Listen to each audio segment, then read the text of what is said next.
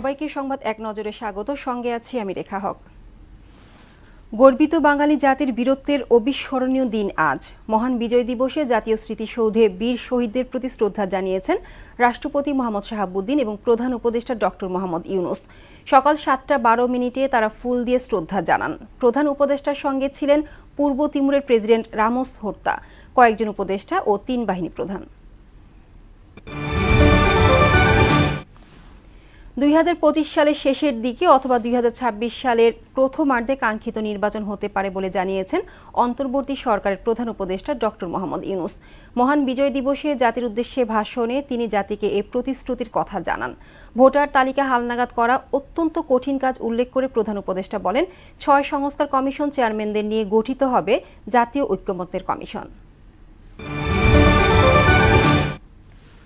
মহান বিজয় দিবস উপলক্ষে রাজারবাগ পুলিশ লাইন্সে পুলিশ স্মৃতিস্তম্ভে মুক্তিযুদ্ধে শহীদ পুলিশ সদস্যদের প্রতি শ্রদ্ধা জানানো হয়েছে। সকালে প্রথমে পুষ্পস্তবক অর্পণ করেন স্বরাষ্ট্র উপদেষ্টা মোহাম্মদ জাহাঙ্গীর আলম চৌধুরী এবং প্রধান উপদেষ্টার বিশেষ সহকারী খোদা বক্স চৌধুরী।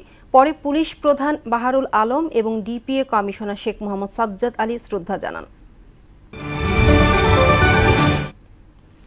কিশোরগঞ্জের ভৈরবে সড়ক দুর্ঘটনায় 3 নারীসহ 5 যাত্রী নিহত হয়েছেন। পুলিশ ও প্রত্যক্ষদর্শীরা জানান, ভৈরবে সকালে কাভার্ড ভ্যানের চাপায় সিএনজি অটোরিকশার যাত্রীরা ঘটনাস্থলেই মারা যান।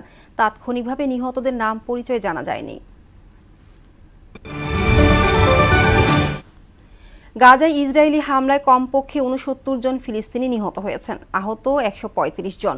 14 মাসের লাগাতার হামলায় নিহতের মোট সংখ্যা এখন প্রায় 45,000। এ ঘটনায় আল জাজিরার ক্যামেরাম্যান আহমেদ আল-লুহ, ফিলিস্তিনের 2 সাংবাদিক এবং সিভিল ডিফেন্সের 5 জন সদস্যও নিহত হয়েছেন।